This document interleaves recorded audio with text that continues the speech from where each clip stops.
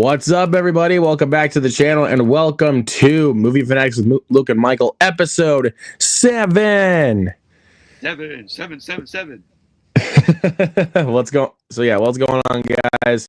Welcome back to Movie Fanatics with Luke and Michael. I'm here, of course, with my co-host, Michael 111591. My boy, what's going on?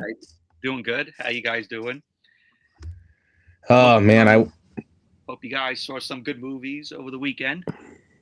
I mean, we got one that we both saw that we're going to talk about because the other one that came out, he did not see. I did, but I already have a review. I already have a review out for it. If you guys want to go see my thoughts on Paddington in Peru, please do so. And but yeah, we're going to talk about that here in just a little bit. But yeah, it's not really going to be also too much to talk about. I mean, we got some topics to talk about, as you can see in the background of the video. We are going to be reviewing the movie that we both saw, which is Captain America: Brave New World. We're going to keep it spoiler free for you guys, just so that way you guys don't kill us in the comments. And we'll just say spoiler. No, it is spoiler free. So okay. It is spoiler free. And then also we're going to go over a little bit of reviews for Mickey 17 because the premiere was last week and reviews have already lifted. So we're going to talk about those. Go to that film next month. Yep. And then we're going to talk about some of the BAFTA winners because the BAFTAs were last weekend and might be some interesting ones we might be able to talk about here. Yeah. Because the Sunday after this coming Sunday is the Oscars. It's the big one, dude. And of course we're going to talk about that on the episode that episode. If it's going to be next week's episode where we go into Oscars, or no, it's March 2nd. That's the Oscars is what I was trying to say. I said the Sunday after this coming Sunday. Okay. That's what I said. Are we going to do like an Oscar stream? Maybe we could do like a whole watch party of the Oscars if you wanted to. That would be awesome. So we could do that. I mean, I don't think that's really a bad idea. No. So we could get our thoughts. And just watch it as we go along and see how we react to all of it. Yeah, our thoughts and reactions. So there you go. Like, what's in the box? What's in the box? What's in the fucking box? Even though I never saw 7. You have to see 7, dude. Dude, it turns 30 years old this year. All right, so I'll probably give that a watch. Yep. Probably going to have to now since it's a big anniversary there, my guy. Mm-hmm. Alrighty. But let's go ahead and get into our first topic of the night. Of course, as you guys know, we always start with the box office because this is the first thing that we always start with. Mm-hmm. No need for an explanation besides that. Let's get into it. So Captain America: Brave New World has come swinging with the opening weekend of $89 million. Who's surprised? Nobody. Literally nobody. Literally nobody's surprised. I mean, for the most part, for any time an MCU movie is released in theaters, it's always number one. Mm-hmm. Like when is it not? And yep, yeah. Clocking in at $89 million domestically. And then Paddington in Peru coming in at $12 million. I'm glad people are supporting the movie because it was great. You never know, dude. You might actually be really charmed by those three movies. I never grew up with Paddington, so you don't need to watch any of the you don't even need to read any of the books to even understand the movie. Like all three of them can stand well on their own. And then Hard Eyes coming in at $9 million, went up 19%. Very good. That's good. Dogman coming at $9 million as well, dropped a little bit, but it's okay. Nizatu, I don't know what the fuck that is. I know it's an animated movie, but I do not know what that is. Yeah. I do not know how Mufasa is still in the top 10. That is absolutely ridiculous to me. Up 6%. Yep, still not saying much though. It's quite ridiculous. Mm-hmm. Love Yeah, Love Hurts at $4 million still is not making a lot of money because nobody really liked that movie. I mean, it's fine, but like, it's fun, but given like, what the film was going for, it should have been a great movie. it's fun for what it is. Yeah. I wouldn't consider it a good movie by any means. Yeah. I don't think it's a good movie, but Ke Huy Quan makes that movie watchable. Yeah. Makes it enjoyable. Same for Sean Astin when he's on screen. Very limited, though. So if you guys are expecting a lot of Sean Astin, prepare to be very disappointed. I don't know. Yeah, one of them days is still in theaters, but I know it just hit who's in this? Digital recent. It just hit digital last week. Mm-hmm. And I thought that was a fun movie. I thought that was fun. Companion, that's on digital now too. So if you guys want to watch Companion, do so. It was announced yesterday that it's coming out to 4K on April 1st. Ha! Perfect April Fool's prank. Yeah. Oh, you know what also comes out on April 1st? What? Somebody need a pilot? Oh, fuck. Flair. I mean, somebody want a pilot? What's the line?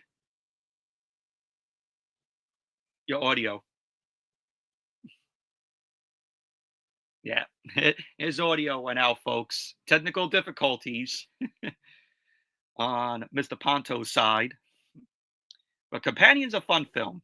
If you haven't seen it, definitely check it out. Sophie Thatcher, does a very good job in the role. Why does my audio always have to cut off at the worst time? Seriously. Y'all need a pilot? Y'all need a pilot? That's the movie that Luke's getting on release day.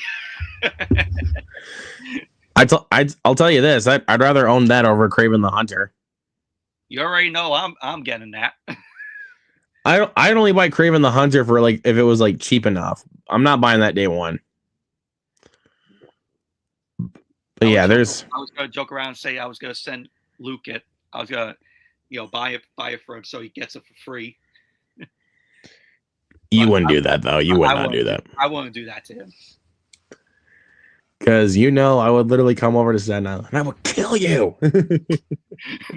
No, better yet, you open it up. I'm kidding. I know, better yet, you open it up and open up your window there, throw it right out the window.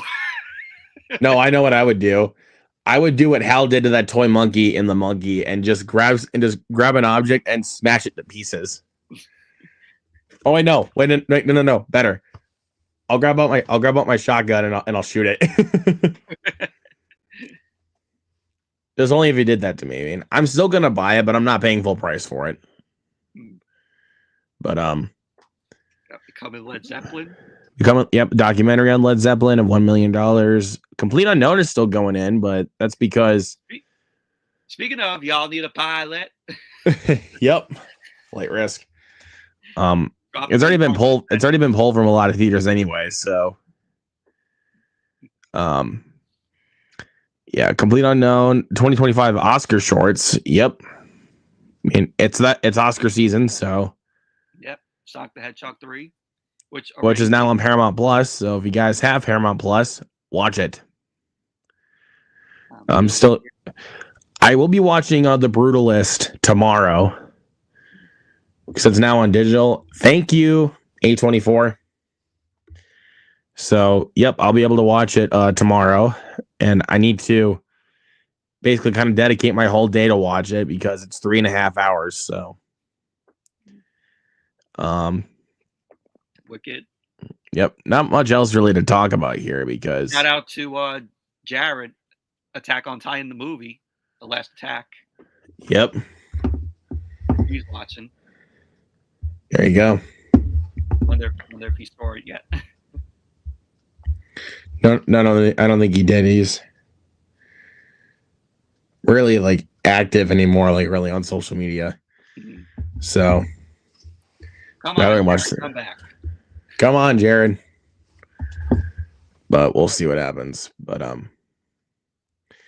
But yeah, that is our weekend box office thing. Fuck, I think all my topics are gone now. What the hell? It just hit. Oh, wait a second. I'll be right back again.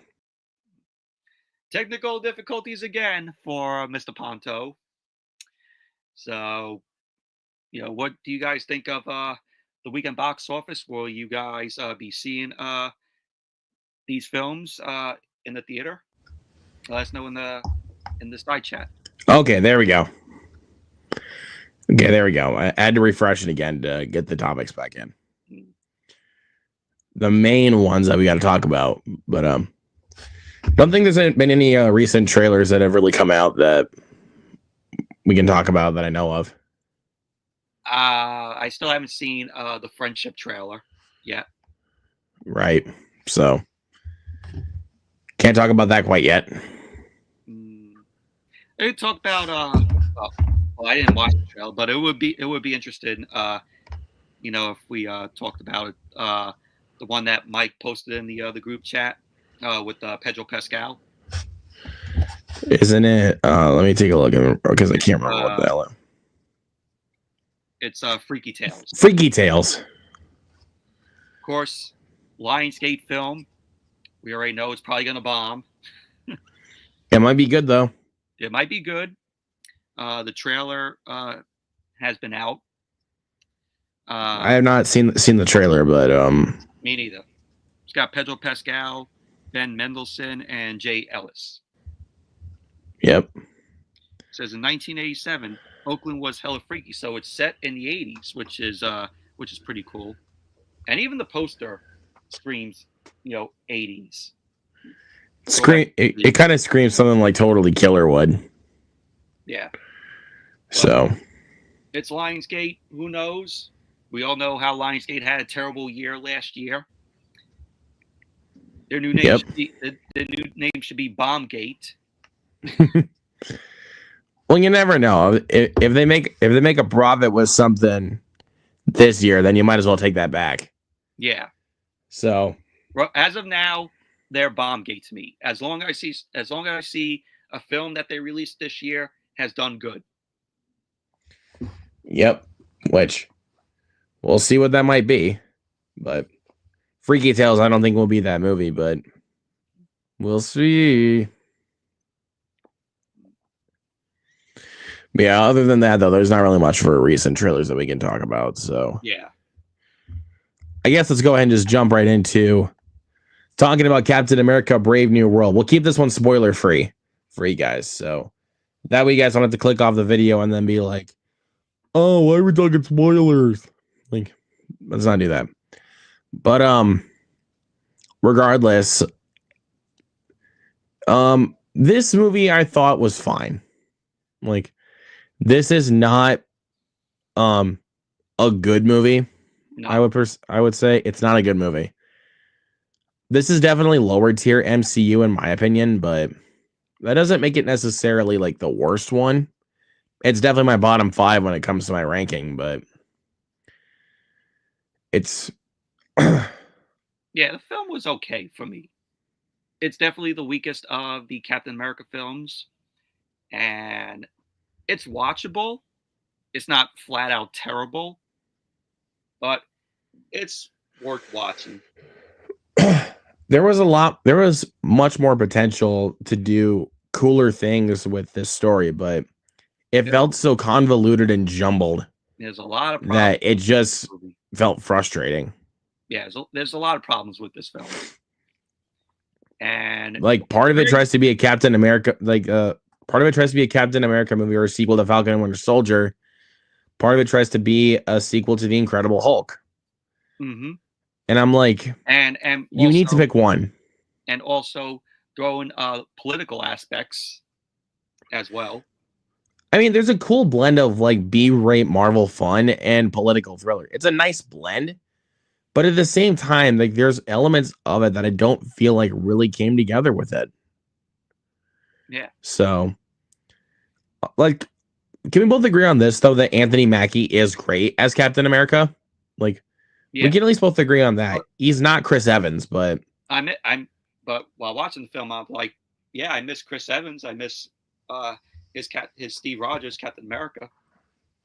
But we all know what happened at the end of Endgame. Yep.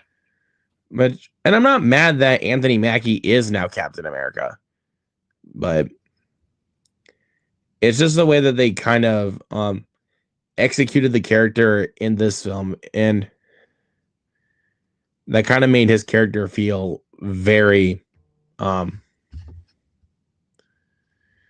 shallow to me. I mean, that's the best. I think that's the one word I can use to describe this movie is very shallow.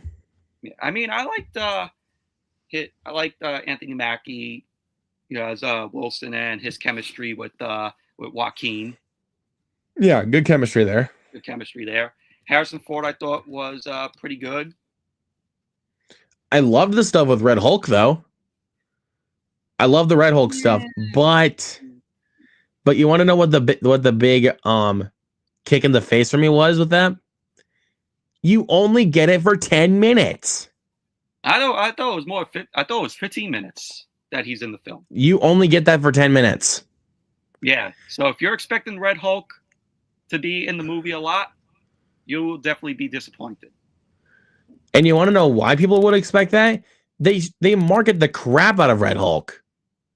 Mm-hmm. And I'm like, there's no point in that now because you wasted it. It's only there for 10 minutes. Yeah.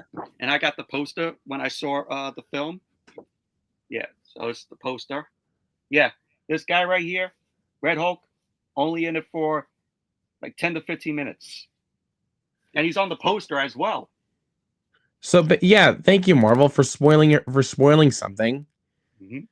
Oh my God. Like, I'm sorry. Like, I just wanted more. I wanted more Red Hulk. Like, me too.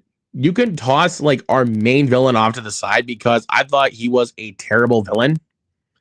It is honestly by far one of the worst MCU villains. Samuel Stearns. Yeah, he was a terrible villain. Like, he didn't really all he really just wanted to do was kill Thaddeus Ross. That's all he wanted to do. I like that, he was a mind reader. I mean, that is cool, but they executed it poorly. Is the issue, and I just hated the way that they handled him. Yeah. And so, and you also want to know who else I wanted more of? Giancarlo Esposito. Yeah. We needed more of him because that 3-minute fight sequence between him and Sam was incredible. Mm-hmm. And I love the fight sequence with Sam and Red Hulk, even though the green screen at that point was pretty awful. Yeah, especially when he destroys the outside of the White House. That was bad. Like, that is some bad green screen. But I don't know. It was good. And I honestly thought the script at times was actually pretty bad. Like, there is a bevy of issues with this movie, but you can tell by the amount of reshoots, the amount of rewrites that this film had, it's shown on screen. And the director of this film literally said, "Oh, there was no reshoots." Excuse me, then why do you have 5 writers attached? Because if you have 5 writers attached to one film, you can tell they went through a lot of reshoots. And this the same director who directed Cloverfield Paradox.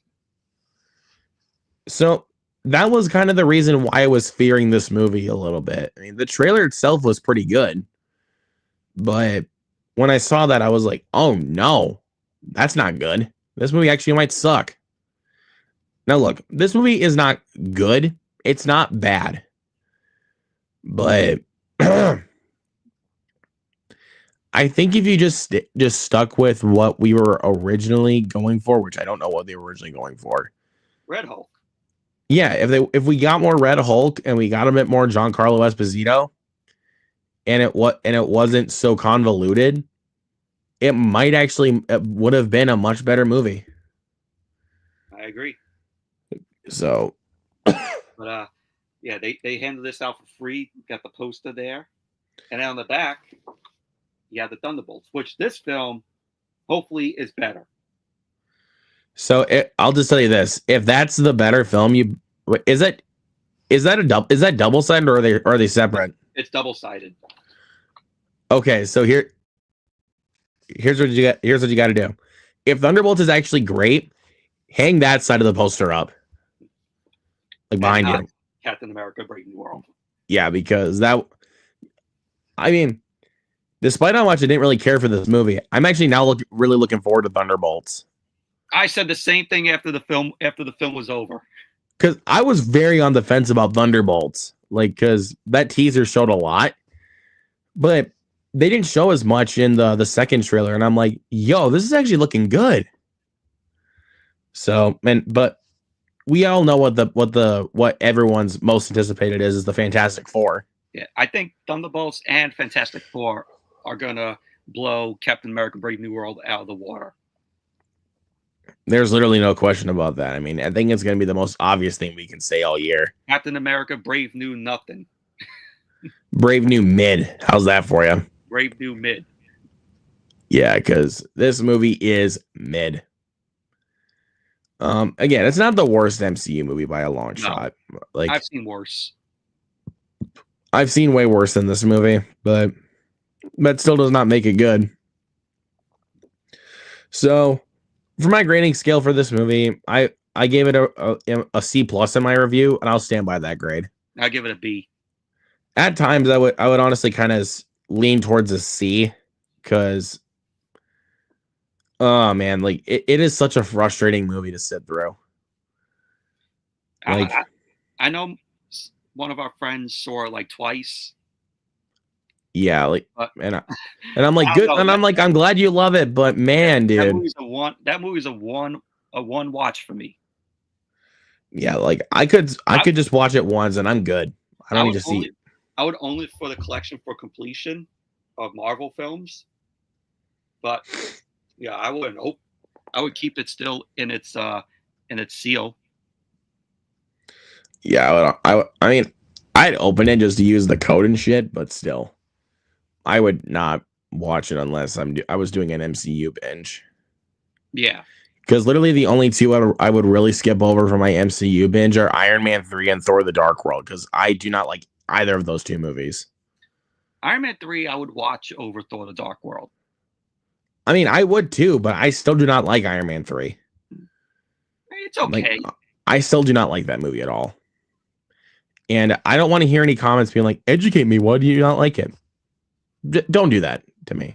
It's an okay film, but it has problems. Okay, I'll give you one thing. The twist honestly ruined the movie. Because like the whole Mandarin twist. I knew you were gonna say that.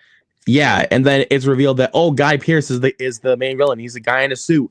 Boo! Enough with that. Okay, I'm done with that. When we all thought that that trope. No, what's his name? Ben Kingsley was the Mandarin. Yeah, and then he's an actor, and then like I said, Guy Pearce is revealed to be the main villain, and it's another guy in the suit villain. And then we got that Marvel one shot with Ben Kingsley. Yeah. Like, I really did not like how they handled Guy Pearce's villain. Like, and you know, in the beginning, like when the Mandarin asks Tony Stark to give him his address. Yeah. I'm like, why the hell would you do that? You know he's gonna blow your place up for it. And he does it, and his place blows up. I don't know. It is. I think it was a really badly written movie. Yeah, I thought it was okay aside from those problems.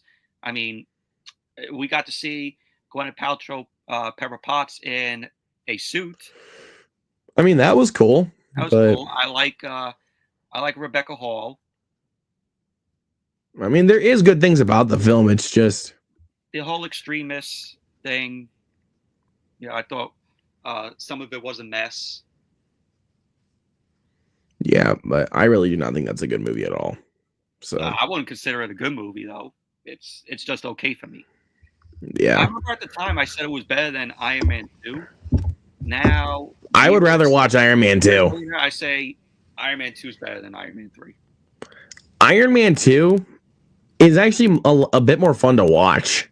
Yeah, it's another film that has problems, but it's fun. Like, I mean, I can tell you this: Sam Rockwell carried the whole thing. Yeah, I agree. In all honesty, I felt Sam Rockwell carried the whole movie. Mickey Rourke's Whiplash is wasted. I mean, he's good in it, but for what he was given, he was wasted. Yes, but I don't know, dude. Marvel. I just found something on Reddit at Marvel Studios. One person said Iron Man 3 is one of the greatest Marvel movies ever created. Really? I want to talk to that. I want to see what that person's on because it's not. If you were to tell me that Thor Ragnarok is one of the greatest, I would be like, it is the greatest. It is the greatest. Well, I like Love and Thunder, but after watching, I'm like, man, this is not better than Thor Ragnarok. It's better than The Dark World. I mean, yeah. You want to know something kind of funny? My favorite MCU movie is a Thor movie, and my least favorite is a Thor movie. Because my favorite is Thor Ragnarok. And Thor the Dark World. And my least favorite is Thor the Dark World. Yeah, I mean, I find that funny. People say Love and Thunder is the weakest. I'm like, did you all watch Thor the Dark World? That movie is boring as shit there, dude. Yeah, at least Love and Thunder, I mean, despite how goofy that movie is, had a really kick-ass soundtrack. Yeah. Yeah, I mean, yeah, you got the goofy stuff in Love and Thunder. The screaming goats kind of got annoying to me. I mean, it definitely did, but like I said, though. But still, it was fun. You got to give me this, though, that soundtrack. I mean, I know I know people are going to be like, oh, it's just all Guns N' Roses. Who cares? It's Guns N' Roses for crying out loud. Guns N' Roses is awesome. Yes, I love Guns N' Roses. Let's just say the best scene in Love and Thunder was the Old Spice, commercial.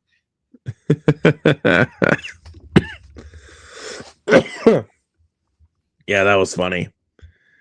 But yeah, I really do not hate Love and Thunder like everybody else does. Like, I have a good time with it, but I can agree with certain things about the film. Like, I think it's at times it is a bit too goofy, but like I said, Iron Man 3 is okay. It just has, problems. And I'm a Iron Man fan. Iron Man is my favorite Marvel hero, and Tony Stark is my favorite character. But yeah, but die off in Avengers Endgame was, heartbreaking for a Iron Man fan. Yeah. But like I said, though, Captain America Brave New World is in my bottom 5. It's actually a spot below Iron Man 2. So that should tell you something. I would say lower than Iron Man 2. Yeah, I said I have it a spot lower than Iron Man 2, so. But yeah. If I had to rank the Captain America films, it would be Winter Soldier #1, Civil War #2, First Avenger 3, and Brave New World at #4. Because to be clear, the first 3 Captain Americas are all great. Yeah, even though Civil War, you could debate that it's more of an Avengers film than a Captain America film. But yeah, but it is what it is. It is what it is, yeah. So, but yeah, I love Civil War, but I do agree with you on that ranking. Winter Soldier, Civil War. Hands down the best Captain America film. Yeah, for sure. And then, like I said, Civil War, then First Avenger, and then Brave New World. But again, though, dude, those first 3 are great. Like each one of them felt like they got better and better. Even though I like Winter Soldier, of course, more than Civil War, but excuse me. But yeah, what did you guys think of Captain America Brave New World? Please let us know down in the comments below, and we can get to your comments here as soon as possible. All right. let's check out our first reactions to Mickey 17, the latest film coming out from Bong Joon-ho, director of Snowpiercer, Memories of Murder, and Parasite, Best Picture winner. So, I've heard good things about Parasite. Yes. So,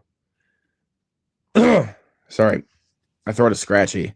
But if you guys aren't familiar with what Mickey 17 is, basically Robert Pattinson applies to go to space as an expendable.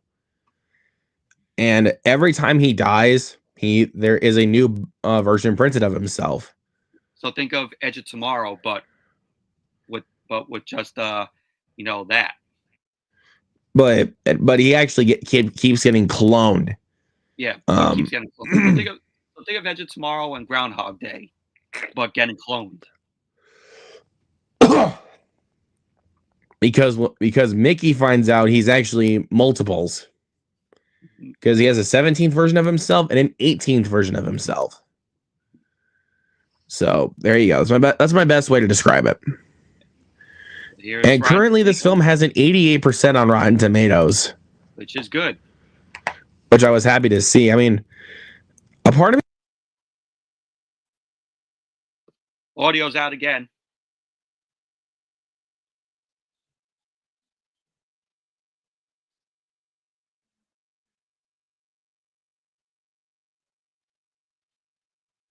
Audio's out again.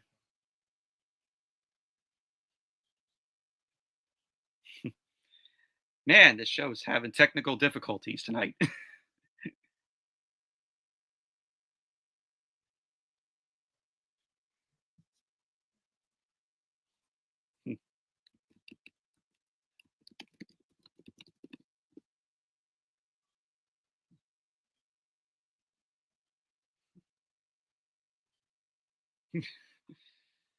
There you go.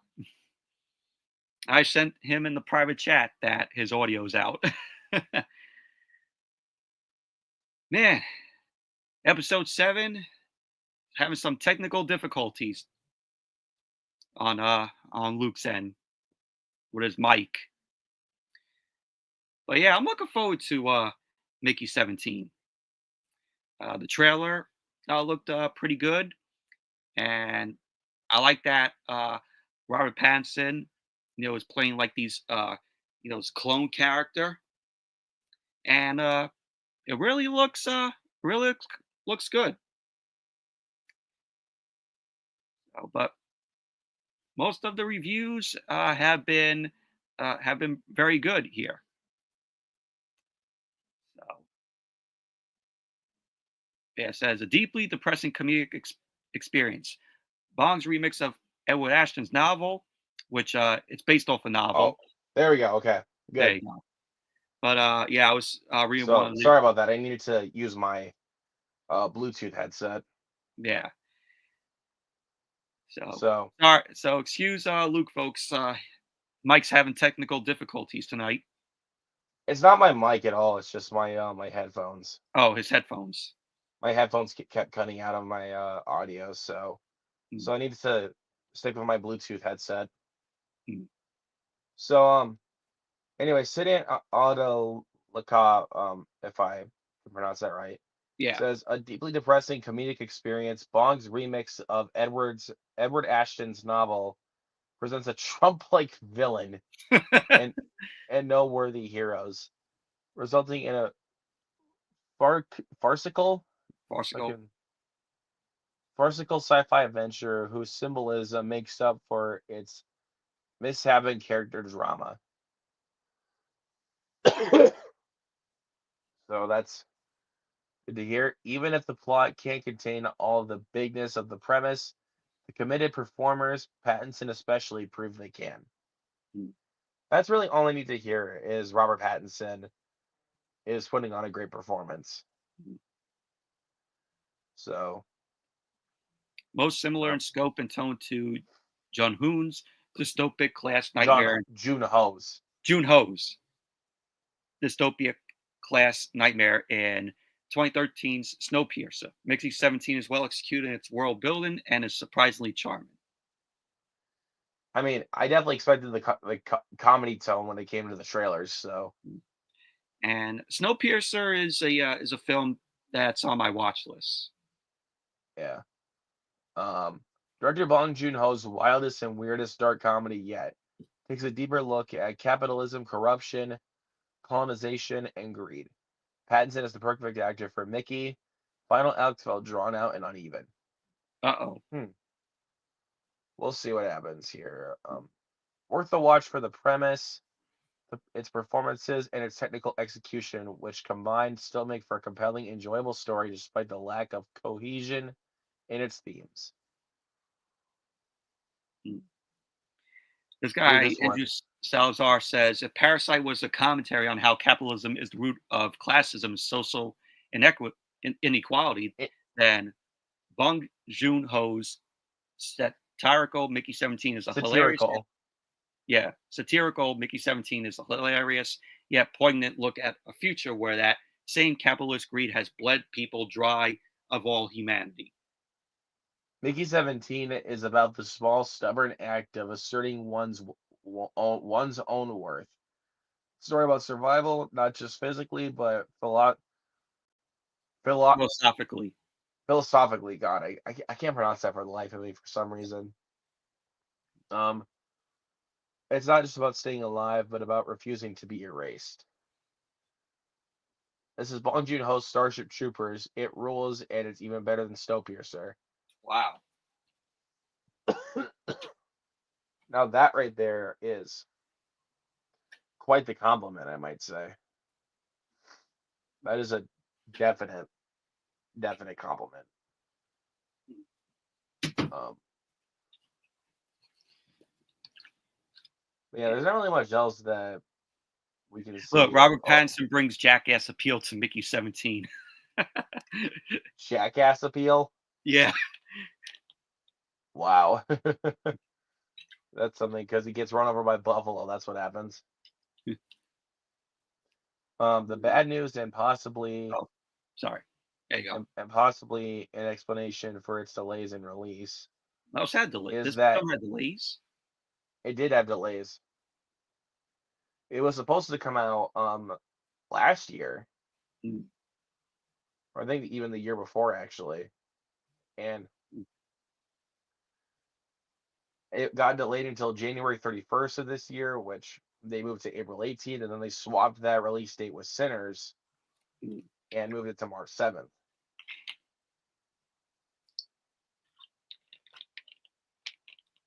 So like This they movie have is Sinners at April 18th, and then they have Mickey 17 at March 7th. mm. This movie is is weird in the best of ways. Out there, compelling and beautiful while still keeping you on the edge of your seat, and you'll love every second of it. And it doesn't hurt to watch multiple Robert Pattinsons running around. Yeah, I didn't finish the other one though. Oh, okay. Is that it doesn't really know what approach it wants to take instead.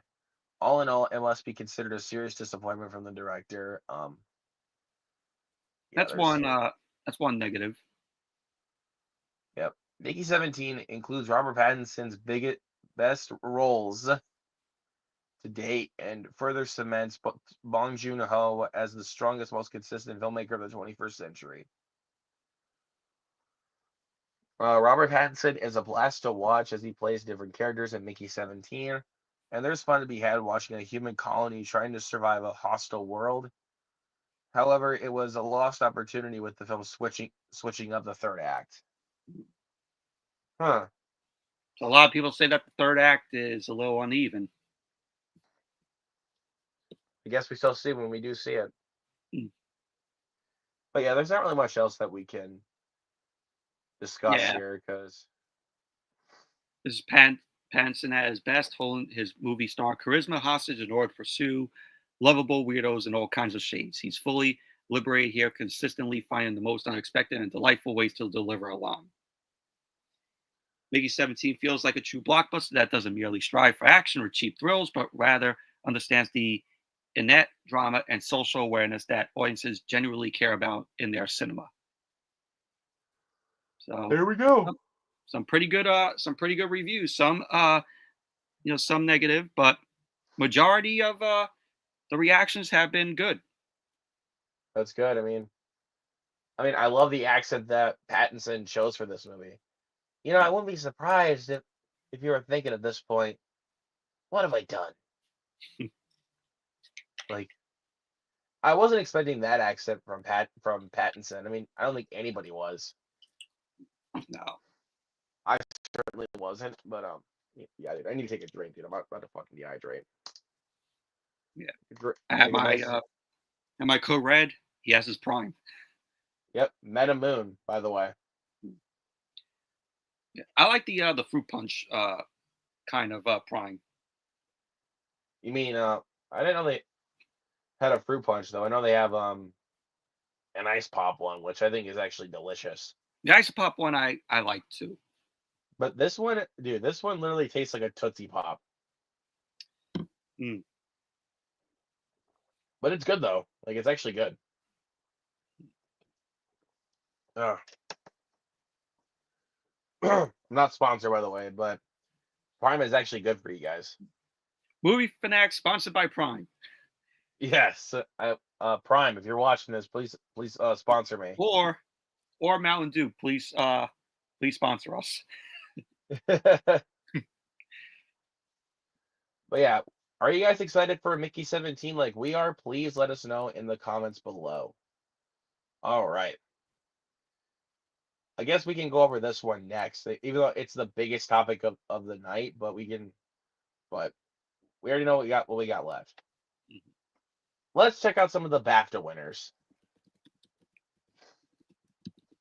Because this is pretty big, all right? Okay.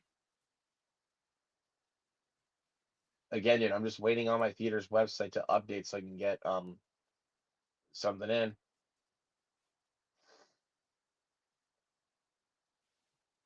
All right. It's coming from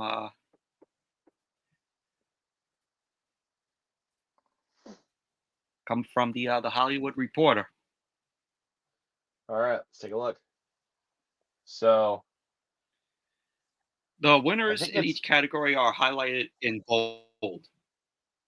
so the best film winner in this category was Conclave.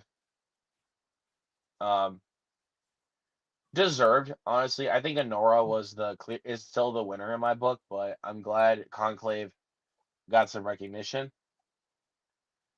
Um, A lot of people were thinking Amelia Perez. Amelia Perez is out of the campaign though, bro. There's no way it's Yeah. winning. Yeah. So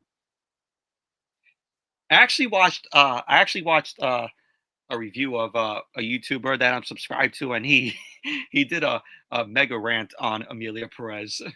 makes sense He why. was like, "What the fuck?" He was like, he titled the video, I think Rage Rant. What the fuck was that? Yeah, but but yeah. So leading actress, we had Cynthia Erivo for Wicked, Carla Sofia Gascon for Amelia Perez, whoever the fuck, Marianne Jean Baptiste for Hard Truths, Demi Moore for The Substance, Saoirse Ronan for The Outrun, and the winner was Mikey Madison for Honora. Cynthia Erivo should have won. Nah, I think Mikey Madison should deserve it most. Honestly, I think she gave a incredible performance, and I think it Producers and Actors Guild Honora was the winner. So I think so right now, besides The Brutalist, Honora is the front runner to win Best Picture. So I'm hoping Honora will win. And if it does, I'll check it out because it's coming on. It's coming out on Criterion soon. All right, let's head down. So leading actor, we had Adrian Brody, who won for The Brutalist, Timothy Chalamet for Complete Unknown, Coleman Domingo for Sing Sing, Ray Fiennes for Conclave, Hugh Ralph Grant, Fiennes. that's what I'm talking about, for Heretic, and then Sebastian Stan for the Apprentice, which he should have been nominated for A Different Man instead of The Apprentice, Mm. in my opinion, because I think he's really good as Donald Trump, but I just really don't like that movie. But A Which Different one? Man, that is Apprentice? The Apprentice is the Mm. one where he plays as Donald Trump. But Oh God. A Different Man, I think was a much better movie. But um, also I don't know why Hugh Grant has not been getting Oscar talk for Heretic, because that was a amazing performance from him.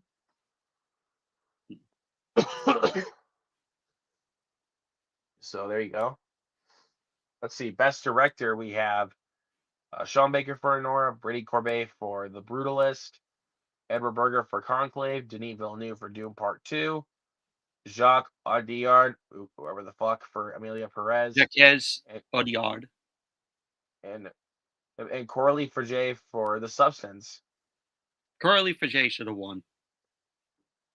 I'm fine with Brady Corbet winning, but I probably would have given it to either Sean Baker or Edward Berger.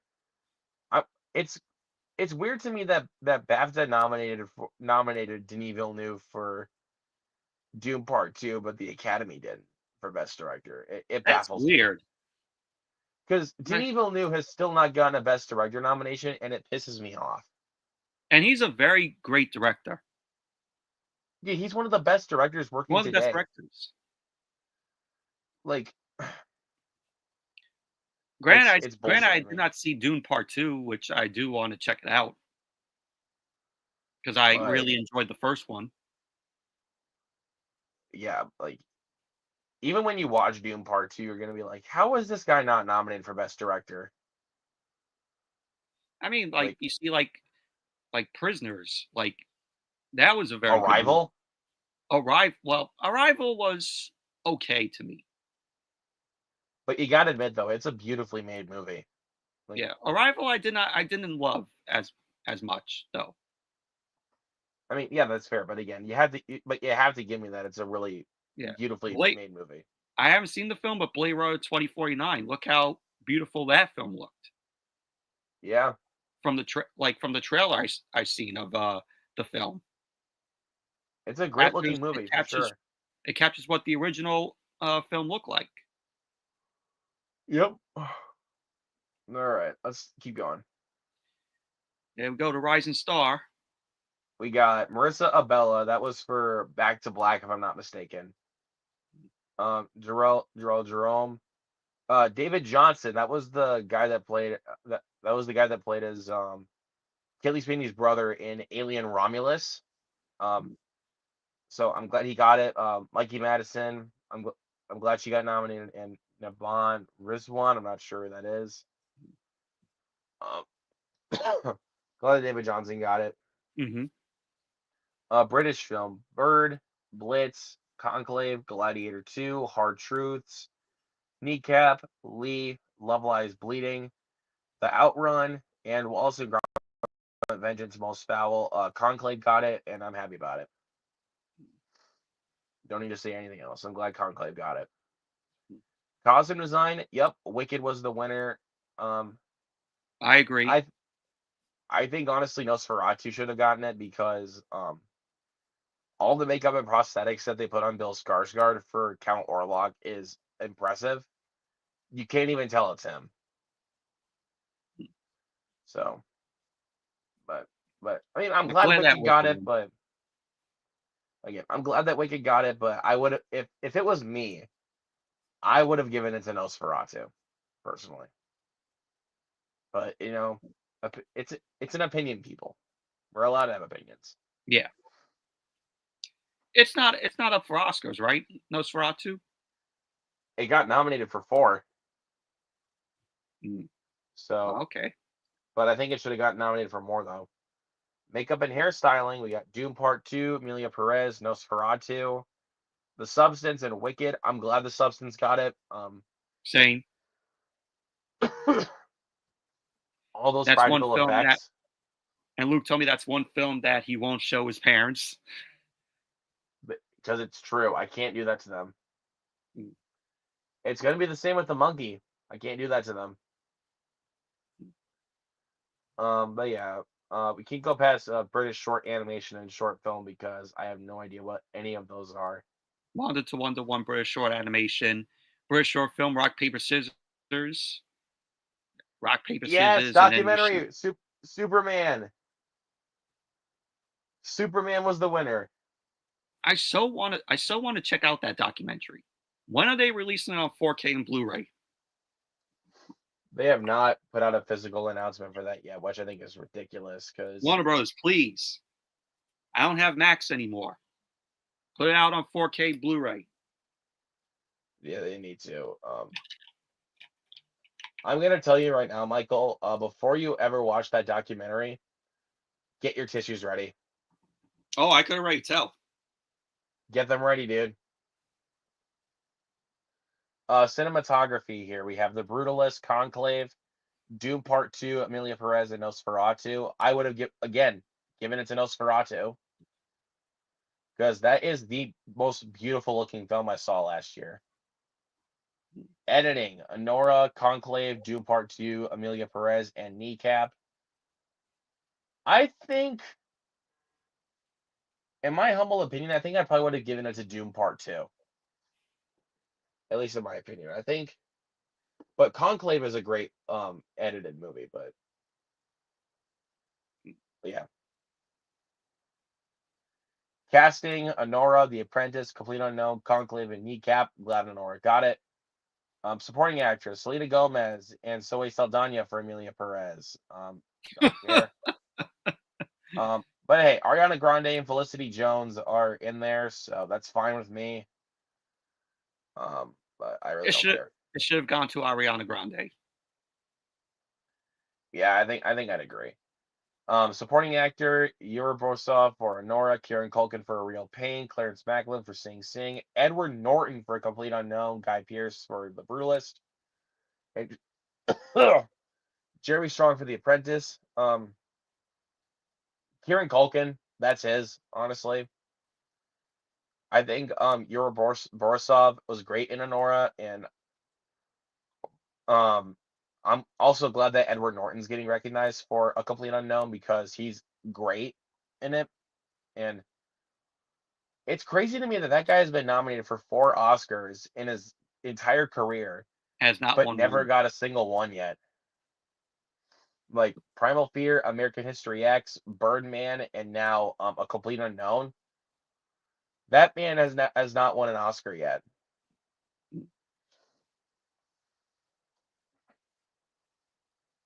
Original screenplay also went to A Real Pain, so I'm really By happy about Jesse that. Eisenberg.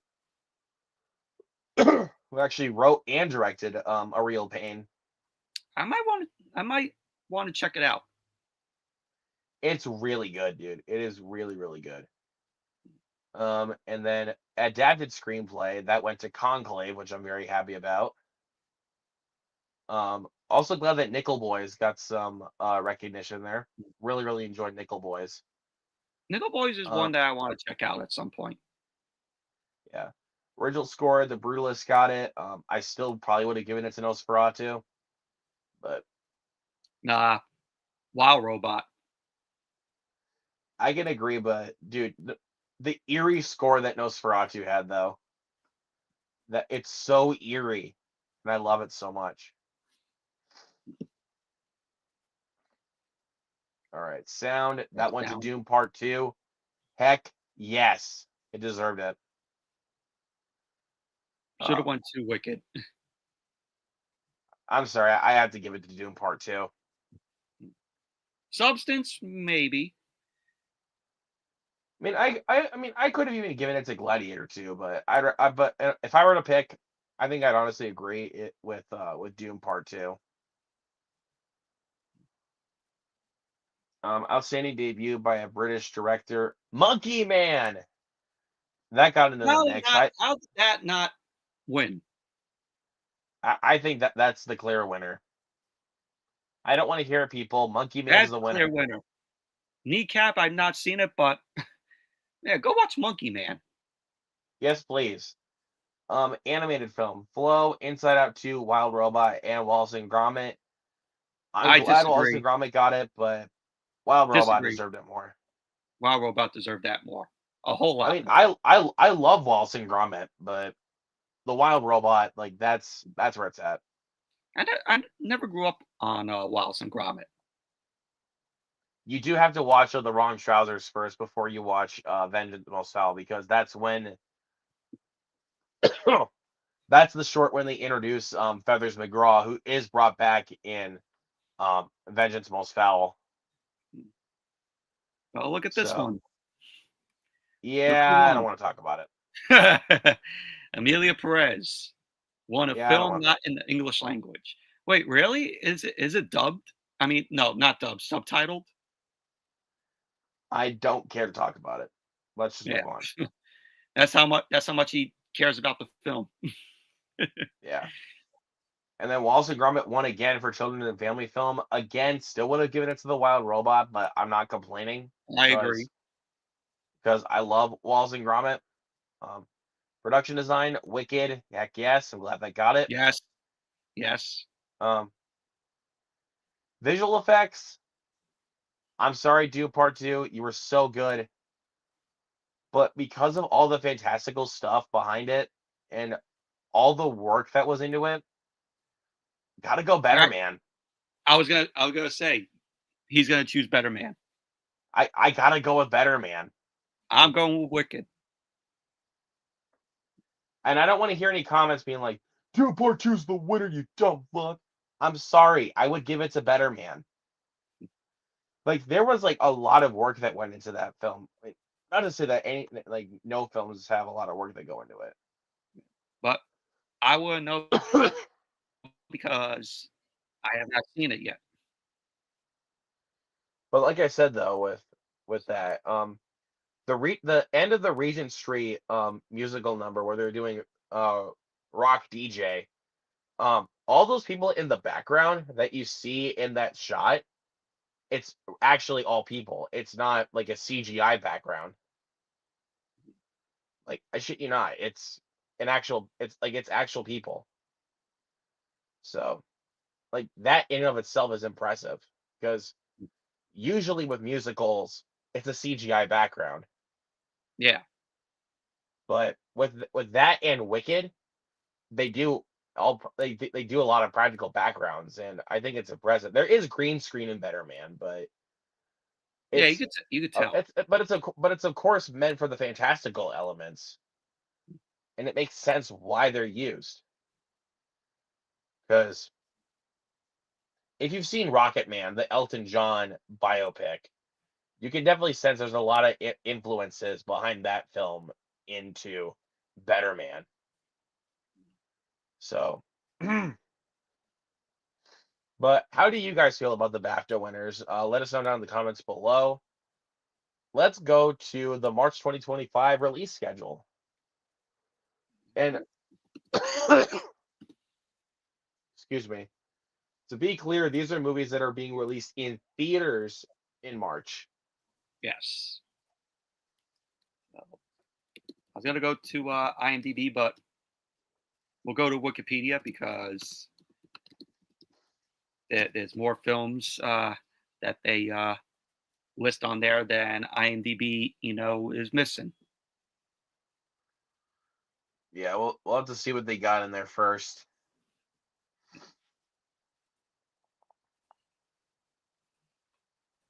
All right. All right, hold on. Checking out something on my phone. All right, so March 7th here, we have, of course, Mickey 17. Or should I, let me just, actually, fuck it, let me do this. There you go, a little background right there. All right. There we go, There you there we go. go. There, we'll keep it like that. We'll keep it like this for a little bit. Mhm. In the Lost Lands is another Paul W.S. Anderson film that looks really bad. Of course, has his wife in it. Yep, go He's always figure. casting his wife in every film that he does. Same thing that Rob Zombie does. Hmm. Well, this one has Dave Bautista in it. It's a fantasy film. Still not going to be good though. Yeah, look at the poster. That looks bad. Mhm. Was this Anyway, released by Vertical? Don't even know that company. Vertical Global, Entertainment is yeah, what it global is. independent film distributor. That's the company that distributed Your Monster from last year, Oh, the movie with Melissa Barrera. mm. Um. Anyways, not really much else besides also Plankton the movie. Do not care. Why we need a It, Plankton film? it's gonna suck Why? Why we need a Plankton film? because the Sandy Cheeks movie, that movie sucked. So Plankton the movie, that's gonna suck. Are we gonna get a Larry film? You know, the crab Larry. Are we gonna get that next? Larry the Lobster, Larry the Lobster. Yeah, I'd is rather that gonna not. be next? Anyways, but yeah, let's just keep going. There's Becoming not really a much else we That's can an point out A24 here. film. Hmm. Uh, Queen of the Ring, which I'm looking forward to, Hmm. based on female professional wrestler Mildred Burke. And the only reason why I want to see this film is because Emily Bett Rickards is in it from Arrow, who played Felicity. All right. And I know Noah's looking forward to the film as well. Yeah, there you go. It's got Josh Lucas also in it, Tyler Posey, Walton Marie, Goggins.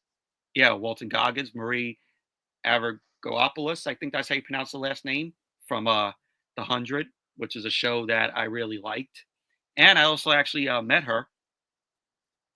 There So you go. go look forward to that. Camille from AEW is going to be in it. Also Tony Storm, Naomi. Quite a bit of people from Oh, Deborah Ann Wool's in it too. yeah, there's quite a bit of people from the wrestling community that are going to be in this Yeah. movie. Oh, Maren Cove is in it. Yep. Freaking John um Kreese. John Kreese. Yeah, that's right. Why do I always forget his name? John Kreese. Yeah, I'm actually looking forward to this now. Yeah. Other than that, nothing much else. Uh, on to March 14th, what? Well, Novocaine. yep, What? Novocaine on the 14th. That's my most anticipated of that week. Sure. Yep, Jack Quaid, second film that he's in this year, aside from Companion. But I think this is a cooler concept where basically Jack Quaid is a guy that can't feel pain. Yeah, Like he grabs a hot frying pan, doesn't feel it. Puts his hand in a tub of boiling water, does not feel it. He gets shot and pulls a bullet out of his arm, he doesn't doesn't feel feel it. it. I am looking forward to this film. Yeah. Oh, technical difficulties, ladies and gentlemen.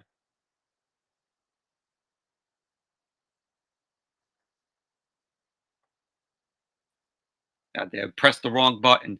Yeah, this show is a lot of technical difficulties tonight. So yeah, this should be episode 7 with technical difficulties. That's what you should title it. Put in Yeah. put in parentheses technical difficulty show. Yeah. So yeah, Novocaine, looking forward to it. Let's get back the list here. Also coming out that same week, The Day the Earth Blew Up, Looney Tunes film. I don't know if I think my theater might get that. Yeah. I mean, it was released last year in a film festival, but it's being released worldwide next month. There we go. So I'm looking forward to it. Looks fun. I enjoyed the trailer to it. Yep. Black Bag, Opus. Opus. This an anime film? No. No, it's not. The poster But makes it look like an anime film. they'll do that to you. Yeah, A24. That film has not been getting very good reviews coming out of festivals though, which is unfortunate. Electric Then State. the Electric State. This is a new film from the Russo brothers. It looks fun. Looks fun and by the poster. yeah, but it's a Netflix movie, Yeah. so it You might got be Millie bad. Even Bobby though it's got Brown. It's got Millie Bobby Brown, Chris Pratt, and Ke Huy Quan. All right, I'll be checking this out. I'll be watching this film. Jason And, and, Alexander. you've now got Netflix, so Yeah. Jason there you go. Alexander, Woody Harrelson, Anthony Mackie. It's got a star-studded cast. Giancarlo Esposito, Hopefully, it doesn't suck. Stanley Tucci, whatever. I always mispronounce his last name. It's Tucci. Tucci. Yeah. Now you look at the poster. This looks fun. Rage with the Machines. Even though I don't really like Chris Pratt's wig. Yeah. I can tell you this, though. His wig is less distracting than Mark Wahlberg's bald head. At least Chris Pratt won't say, "Y'all need a pilot." Should be like, y'all need a machine. Yeah, they're not going to do that, though. Yeah, I know.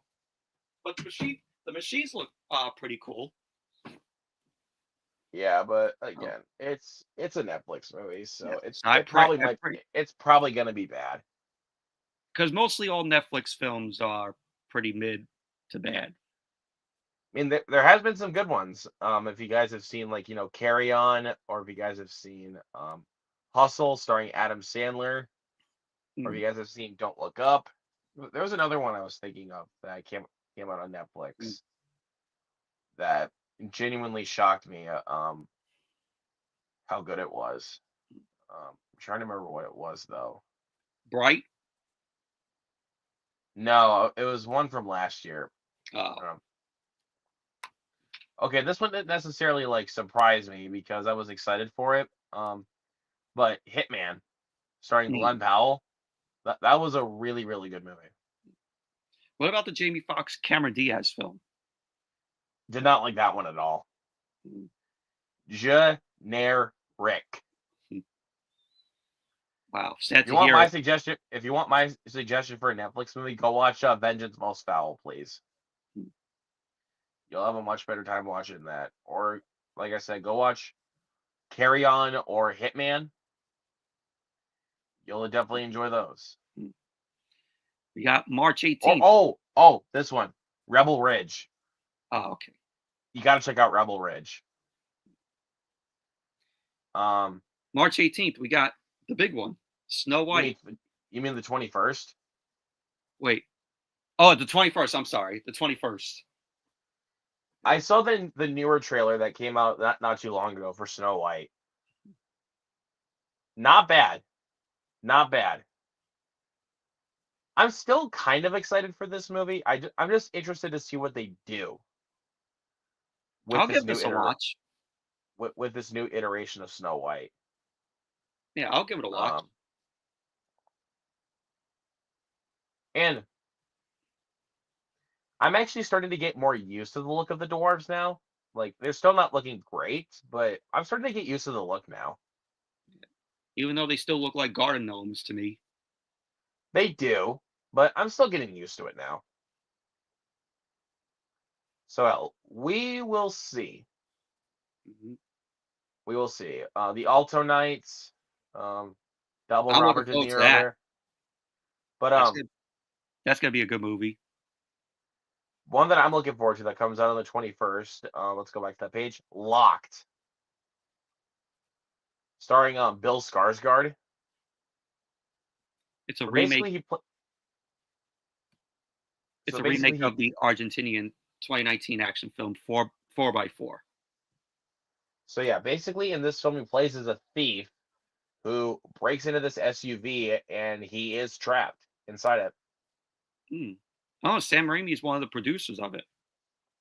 And it's directed by David Yarovesky, who who previously directed Brightburn, which I really, really enjoyed.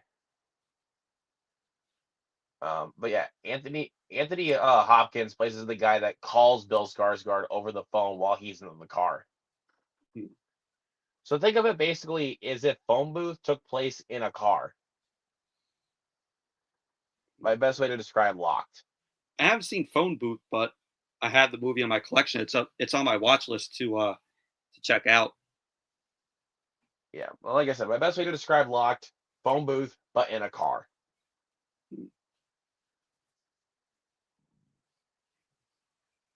But not much else there. Working Man, Jason Statham. Jason Statham, David That should Harbour. be David Ayer. Yeah, David Ayer. Oh, David Harbour is in this. Yeah, David Oh. Harbour is in it. Yeah, that's what I was saying. Oh, I did not know that David Harbour was in this.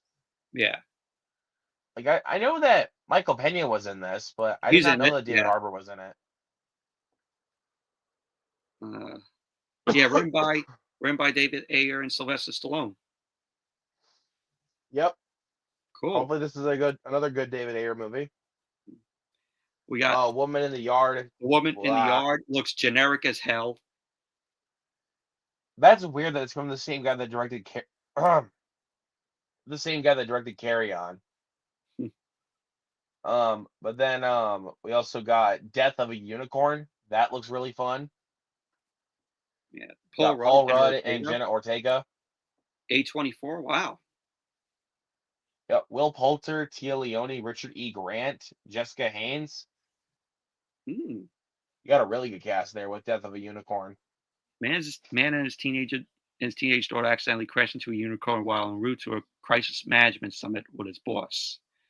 The Lepo-sized unicorn and their scientists discover that the creature is endowed with supernatural curative properties, which the Leopolds seek to exploit. Right. Yeah, it's very interesting. Very interesting there. Is there a trailer out for it or no? There is a trailer for it. I'll send it to you after we're done. Okay, I'll check out the trailer.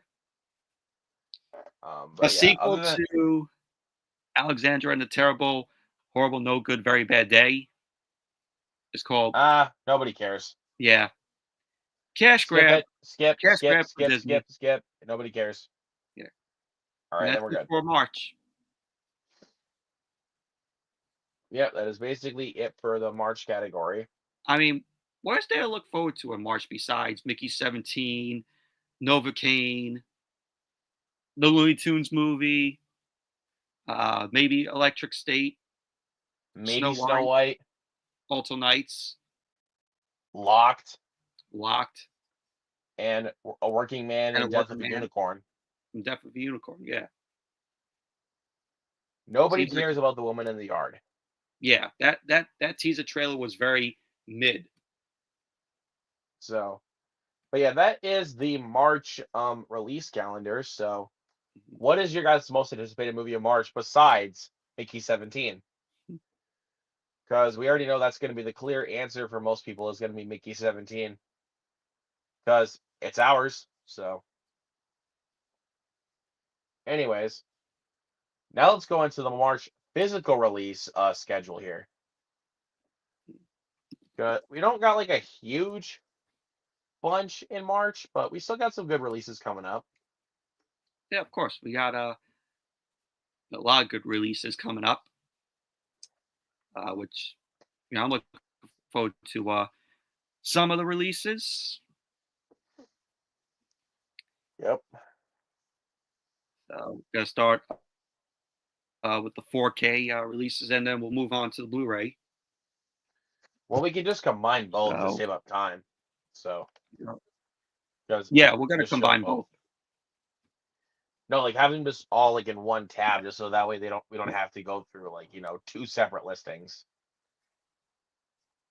Yeah, is what I'm saying. So, throat.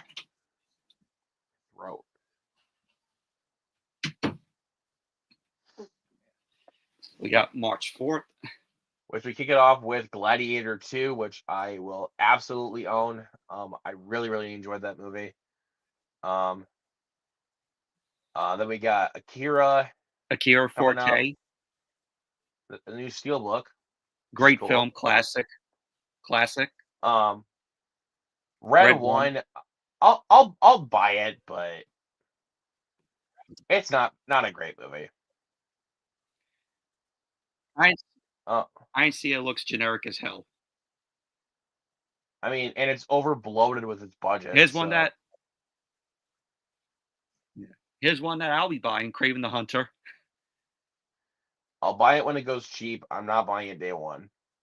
Um, I always laugh. I always laugh when Luke goes when we talk about Craven the Hunter. He goes, "Fucking Rhino." yeah, because it's true. Because it's true. Then Den of Thieves 2, which I'll pick up, but I think I'll probably just stick with the Paddington 2. Blu-ray because I have the Blu-ray for the first Den of Thieves. Paddington 2. Getting a 4K, hell yeah, love that. Super Mario March, Bros. Movie's getting this nice edition here. The Steelbook. which is, I don't know if it's a steelbook, but Yeah, it is a Steelbook. oh, It says Steelbook right there. did not know In that. the That's shape kind of of cool. the question, in the shape of the question mark box. That is smart. All right, then Yeah. Thief is getting a March 4K. 11th. Don't need that. Um, Daylight, I'll be getting. I might get Trick or Treat on 4K. Might Daylight get that. I don't know. is an underrated Sylvester Stallone film that I really enjoy. Fun disaster film where they're stuck in the Holland Tunnel, and Sylvester Stallone and the others that he's trapped in the tunnel with. They're trying to make it out of there. Yeah, it's okay. It's not that great of a movie, but Yeah, it's not great though, but you know I like it though. It's a fair fun enough. film. All right, then March Hardware, don't know 18th. that. This is the big 18th release we here. have, Deep Blue Sea. but also the Penguin is getting a physical release, which I cannot wait to own, so I can finally check out that show. I'll Um, definitely probably pick that up. Wolfman is getting released on 4K that day, which I'm very excited to own. I loved Wolfman. And then Moana The 2, steelbook I is don't know. Go ahead. the steelbook right here is better than the regular release cover. I mean, just a just a girl having her eyes, like that. Yeah, I kind of agree. I might, you know what? Now that we talk about it, let me see if I can actually still get it before I decide to do so. No, Wolfman 4K Steelbook. Yep, I can still get it. Come to Papa. Yeah, that regular release is such a stupid cover. Yeah, I that's why I got the Steelbook. Got World War Z Um, steelbook, which looks great, and I Scream. like the That's a film. Scream Factory Steelbook, by the Yeah, way. and I like the film as well. Yeah, so you got so yeah, got some good ones on the 18. Yeah, I have also the game as well. Of I got World War Z. Evil Dead 2013 steelbook. The dope Steelbook. Hans Zimmer concert. It's a concert. I think it's a concert. Yeah, and then we got Yeah, some big ones Hans here on the Zimmer's a good. 25th as well. Yeah, Hans Zimmer's a good you know mute movie score guy, Composer. composer. Yeah, But we got the big one here on the 25th. We got Tommy Boy, Black Sheep, both getting 4Ks, and we also got the Brutalist coming out.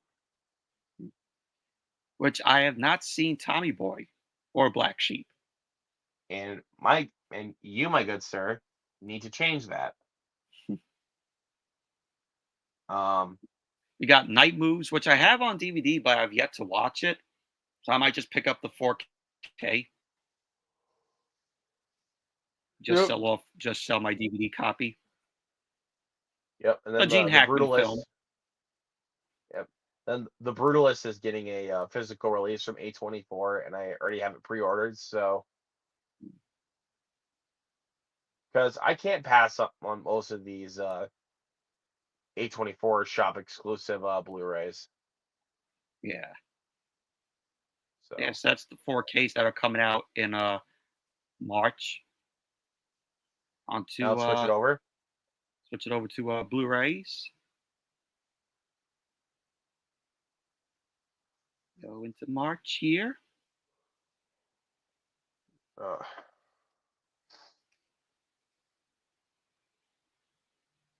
So first part of it is just about the same. Yeah, first part's it's just the same. Some anime here. Jared, if you're watching, Ghost Cat. Some film noir from Kino Lorber.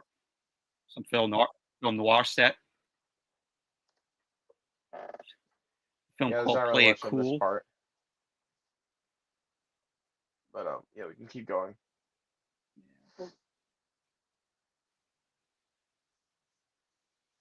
Nothing here.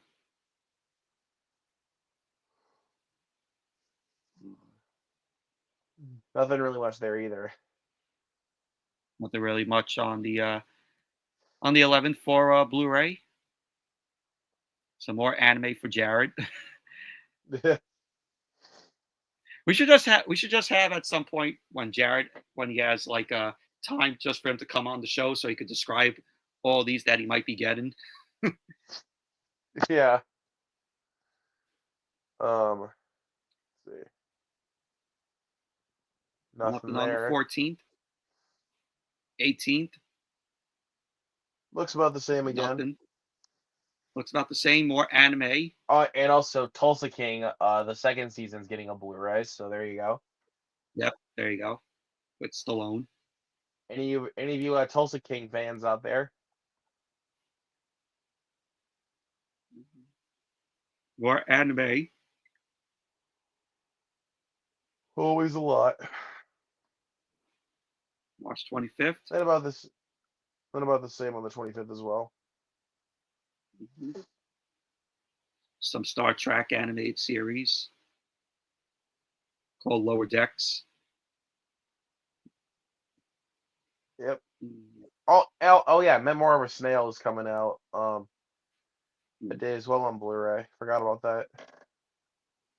Magilla Gorilla, the complete series, which I enjoy the cartoon. There you go. Mr. Peebles. Peebles.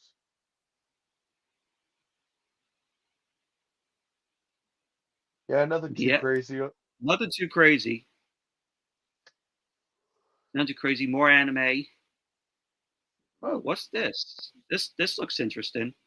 Here comes a new challenger in the shape of a Super Nintendo cartridge. It's weird that it's that shape of a cartridge. It's very strange. Here comes a new challenger. Details the origins of the gaming phenomenon that is Street Fighter 2 and how it impacted the lives of kids and teenagers worldwide. So, looks like a documentary on Street Fighter 2. It explores not just the tournament aspect of the series, but what made it special to players who didn't have the opportunity to play it in the arcades, but in the comfort of their own home. Bedrooms and living rooms became the arcade as children challenged their friends to become champions of the playground.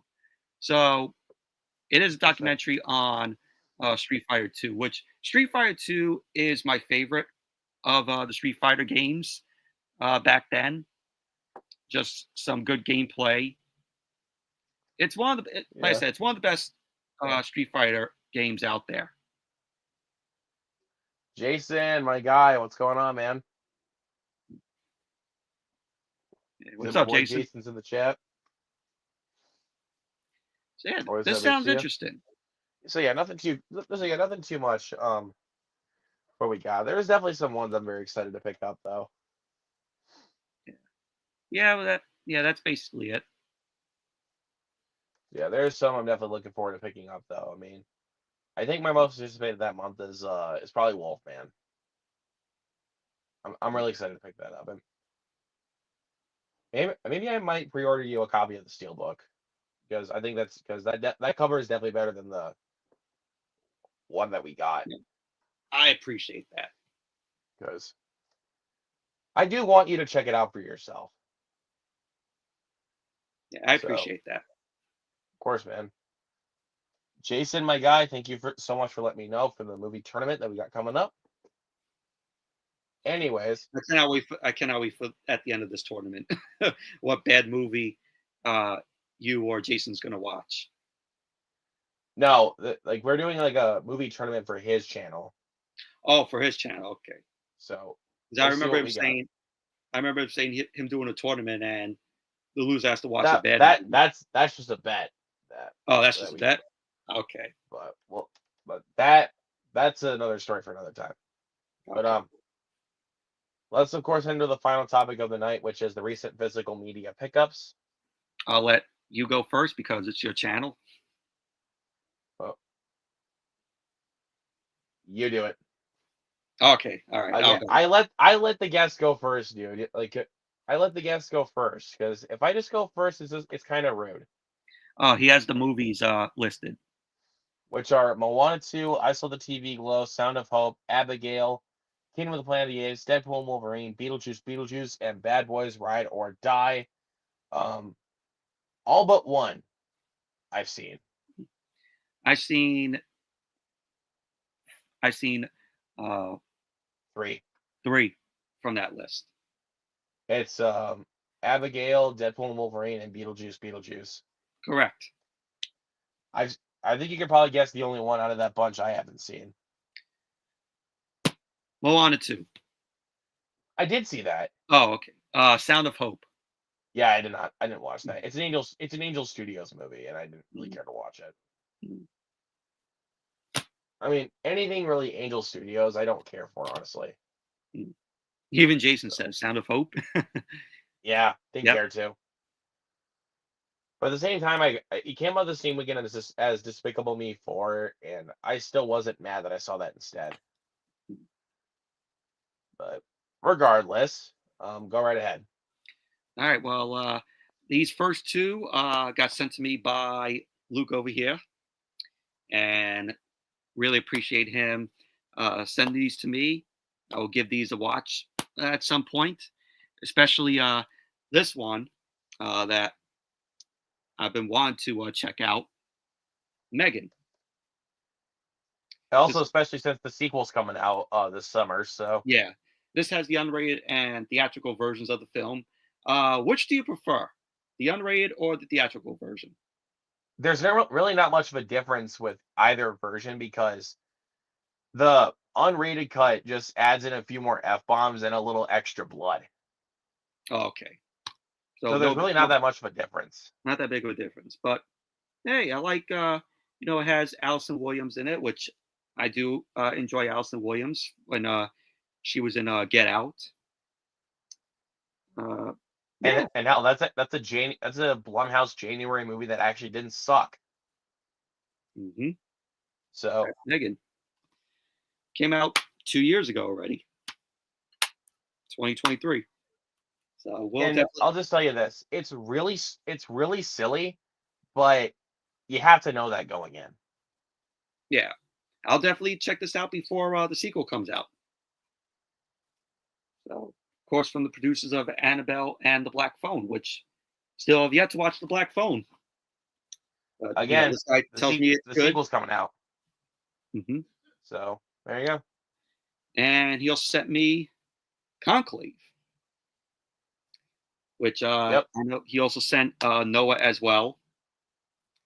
But I gave it the 4K because it wasn't like as pricey because the Blu-ray was obviously cheaper, but it went up to like $33 when I was gonna send a copy of that to Noah.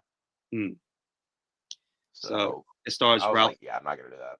Yeah, it stars Ralph Fiennes, Stanley Tucci, Ray Fiennes. Ray Fiennes, Stanley Tucci, John Lithgow, and Isabel Rossellini. Yep. Also, to be clear, one of the Best Picture nominees. I'll check it out. Then this I picked up. Heard it's a classic film. I've been wanting to watch this film. It's a film from 1952. The Greatest Show on Earth. This is a Paramount Presents release. It was nominated for, won Best Picture at the 1952 Oscars. And The reason why I got this is because it looks great, and it's based, it's a film based on these people that work for Ringling Brothers and Barnum Bailey Circus. And this is the first. I remember Steven Spielberg said this was the first film that he watched in the theater, and that made him fall in love with, wanting to become a filmmaker. There you go. And of course, I'm a fan of Spielberg. He's my favorite director of all time, and he's the one that wants me to get into filmmaking. And of course, just the original poster to it. I always love when Paramount does their Paramount Presents, and they put the original poster for it, for the film. Yeah, it's always a great touch. So, but it's a long film. It's 152 minutes. That's 2.5 hours. So 2.5 hours. So, but it'll be an enjoyable 2.5 hours. Sure.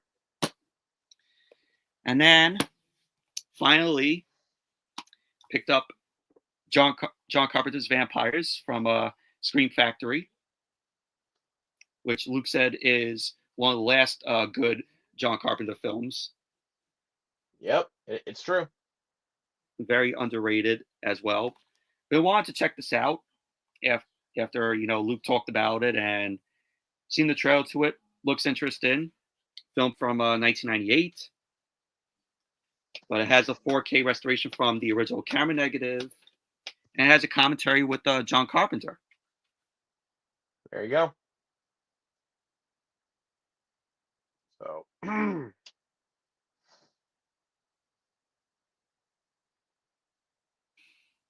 and the Blu-ray has a whole lot more features. Has interviews with John Carpenter, interview with James Woods, interview with Thomas Ian Griffith, Greg Nicotero on the special effects. Yeah, making a featurette, trailer, and TV spots. So nice Scream Factory release. Wish it had alternate artwork though. Yeah, I wish I had alternate artwork as well. But we'll check this out.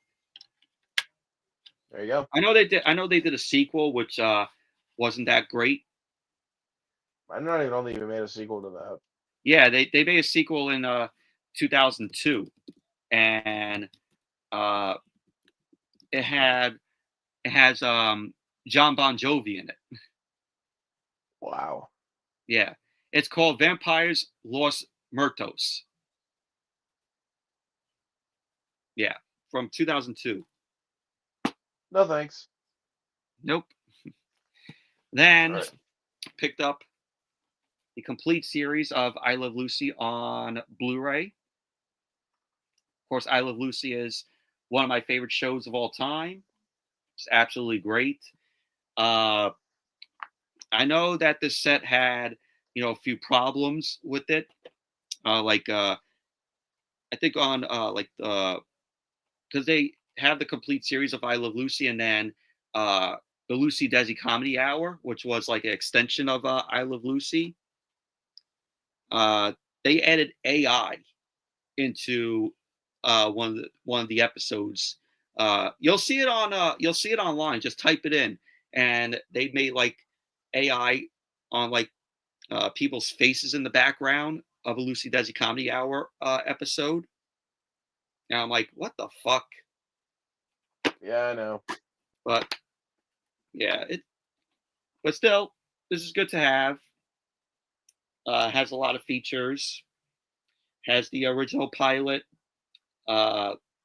vintage sponsor spots, which is cool.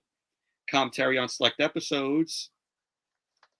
Has the Christmas rebroadcast footage. So, but yeah, it's I Love Lucy, the complete series on Blu-ray. And then lastly, I want to check out this show because I've heard good things about it.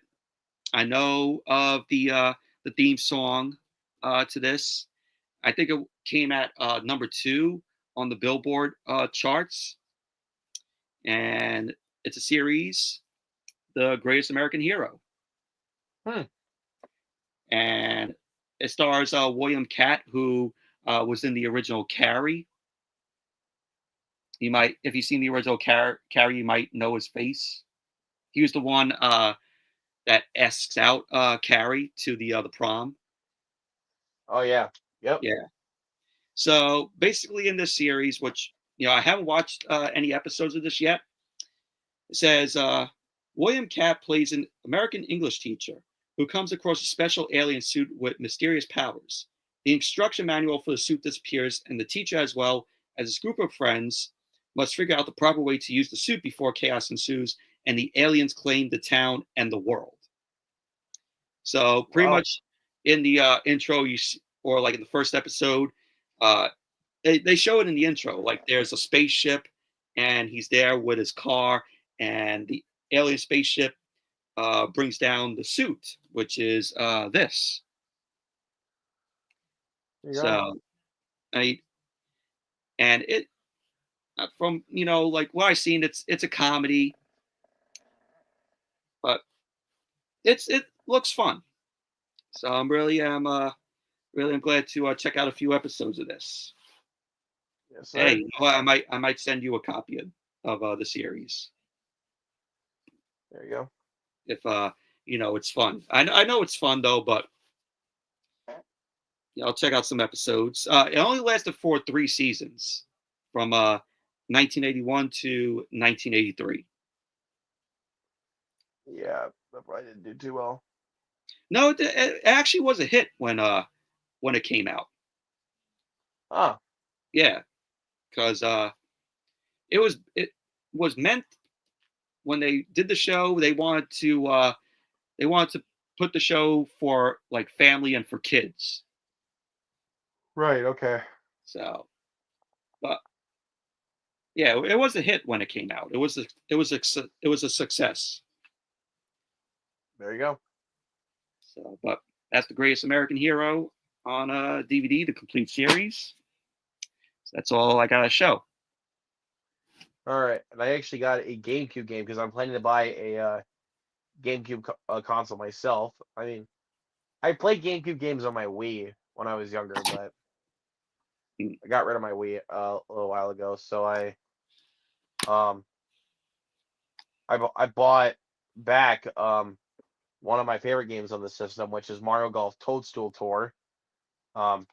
Never played that. This is such a great game. Much easier to control than the Nintendo 64 one. So yeah, great game.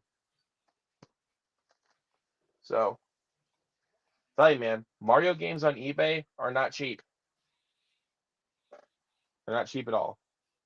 All right, then we got Ghost of Mars from Scream Factory, speaking on John Carpenter. The Substance on 4K. I also got that as well. Michael showed this off a little bit ago. Conclave also on 4K as well.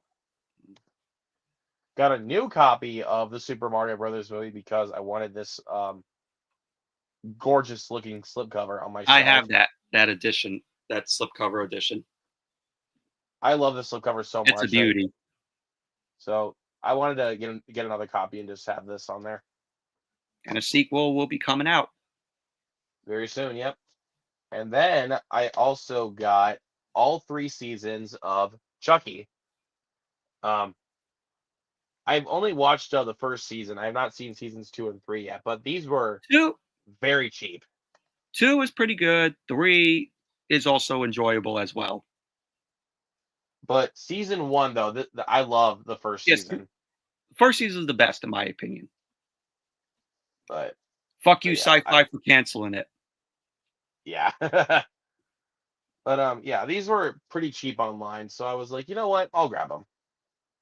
I'll wait until they release like a set of it, so I could just have them in, so I could have just the 3 seasons of one set. Let me see how much they're going for here really quick, because I kind of forgot about that for some reason. Chucky Blu-ray. Never mind, the prices went back up because season 1 is 14 and 2 and 3 are about $20 a piece. That's not bad, especially for a whole like season. Like that's like The Godfather compared to what most seasons of TV cost nowadays on Blu-ray. So, but yeah, yep, got all 3 seasons of Chucky. Excited to finally catch up and finish the show. Just got this today, Azrael, starring Samara Weaving. Really cool movie. And we got Werewolves. Basically The Purge, but with werewolves. But it's a lot of fun. Picked up The Order. Really, really good movie. And then my favorite film of 2024, I finally picked up today, Nosferatu. And yes, I know I just got the Blu-ray, but I really don't care. I love this movie so much that I really wanted to own it. So He'll I got upgrade it to 4K soon, probably. one day, but it's going One for. day. But I let me look at the delivery shit on this because this is absolutely ridiculous. Oh, for Said 4K? free delivery, yeah, for the 4K. Said free delivery March 4th through the 13th. I'm like, kiss my ass. What is up with Amazon? I'm not waiting that long for it. So I needed to and I needed to own this right away. That's what Amazon did to me with The Substance. Yeah, now they're gonna do this new.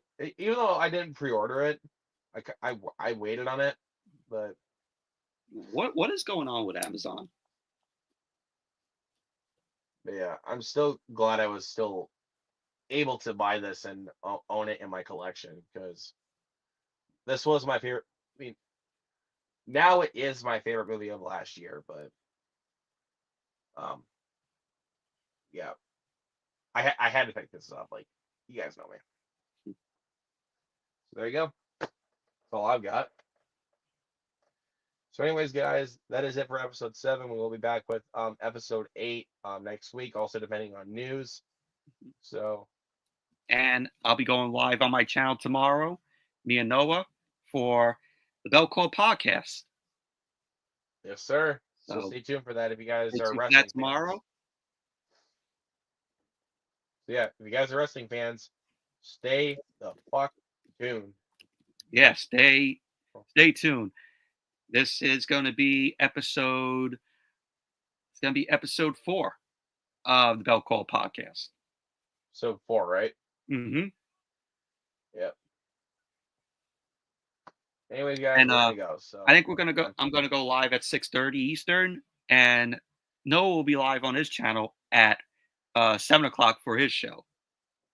there you go. So plug for Noah there. Plug for our Yes, show sir. as well. All right, so we're gonna head out. So thank you everybody so much for watching. We'll catch you guys next time. Peace out. See ya.